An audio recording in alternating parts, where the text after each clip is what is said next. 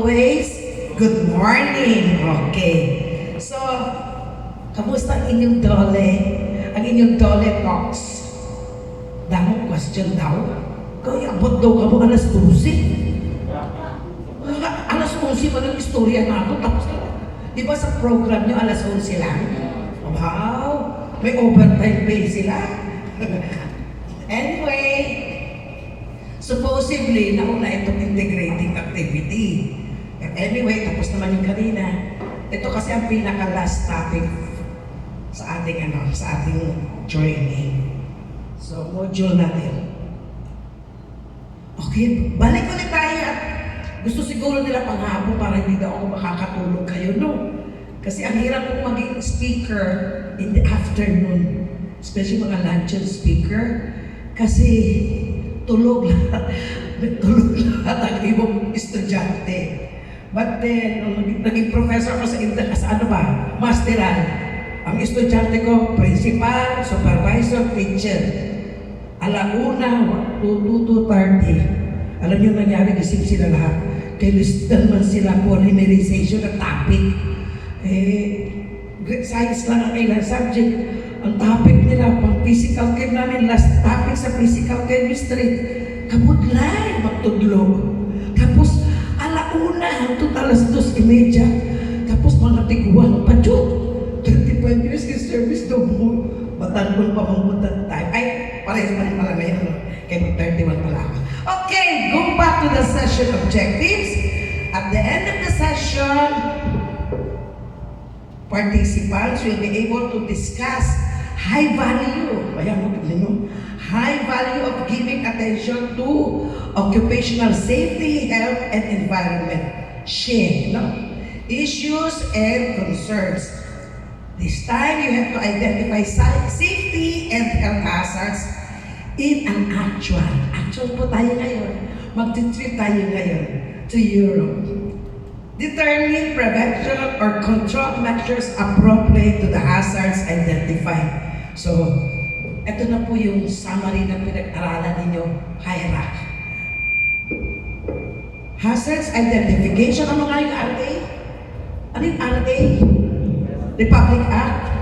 Di ba, risk assessment, and C is control.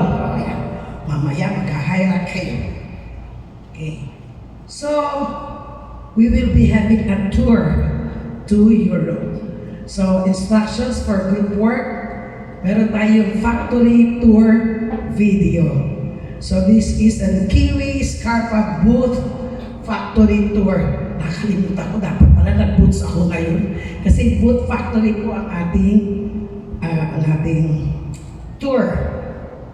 So, kung hindi pa kayo nakating sa Europe, here we go. Ay, ang tour. Balik-balik lang dito naman tayo. Asan yung natin? Actually, sige. Perform, ang gagawin kasi natin, activity.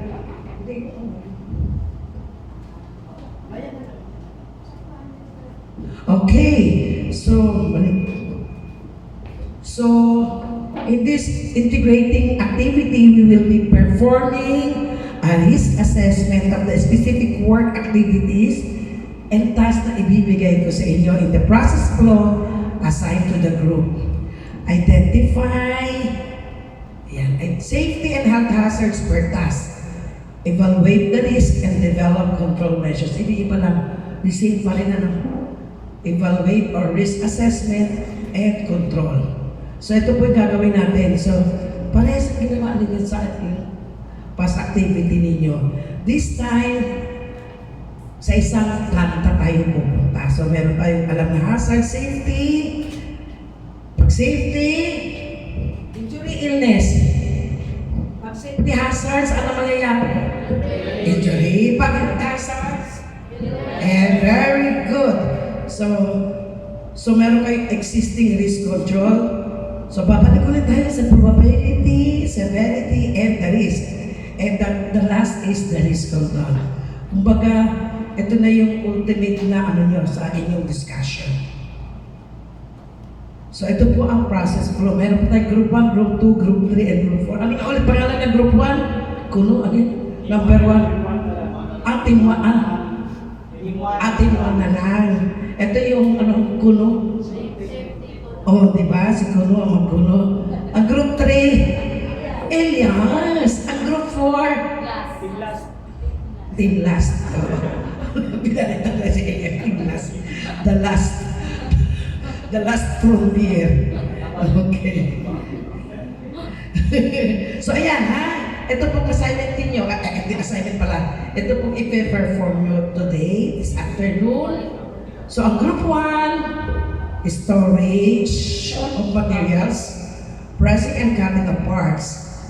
In group 2, assembly. Merong sewing, turning, stamping of metal hook eyelets. Ang group 3, yung assembly of upper parts and rubber sole. Putting of glue, use of machine, trimming, polishing of sole, and removing excess glue, and cooling. And the group 4, ito na si group 4, finishing na siya, nasa packaging na siya. Finishing, putting in shoelaces, and packing. Okay? So using the given sample data and test results, you will assess the company's OSH compliance. DO 198, ano nga yung DO 198-18 of 2018? Ano nga yun? 11058. Yan. Okay. Magagaling na yung mga parang perfect kayo pa.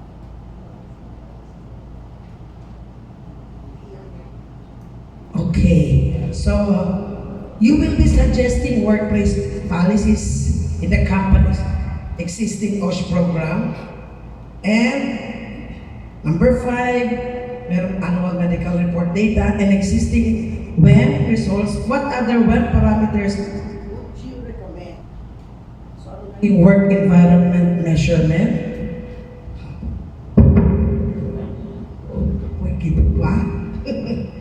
Okay. So, questions to be answered upon completion of the risk by the whole class after your risk assessment and considering all the given data. How will you categorize or classify the risk category of the boot factory in this video? What would the OSH personal team be comprised of based on DOLE 198-80? How many safety officers needed? How many first aiders? How many nurses and or occupational health physician if needed? So so meron po tayong SDS, safety data sheet.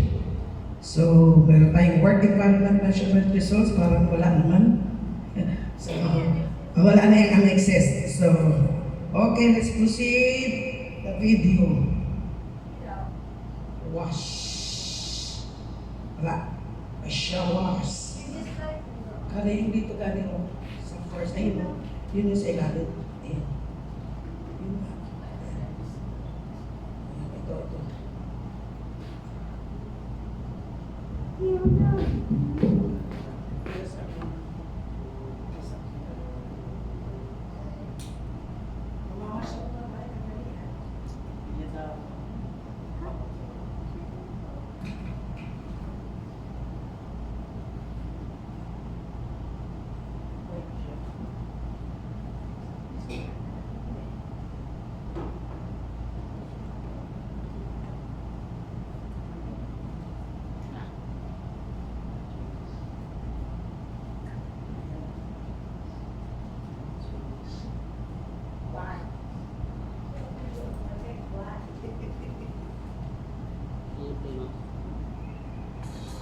Yun lang.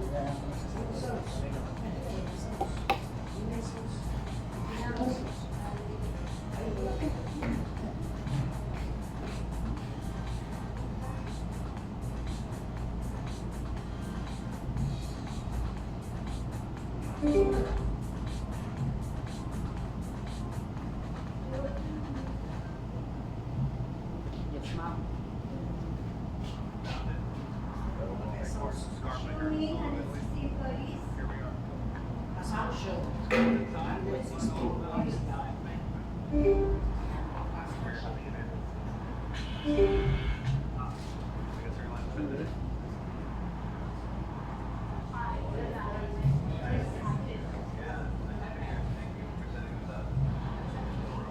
Anong pangalan?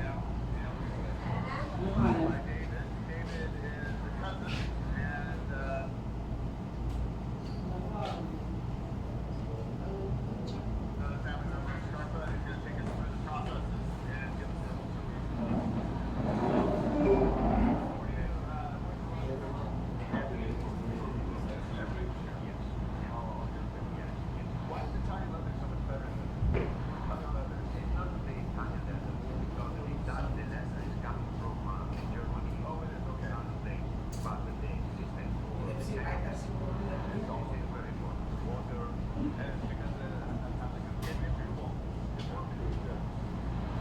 Anong pangalan ng Bluetooth mo?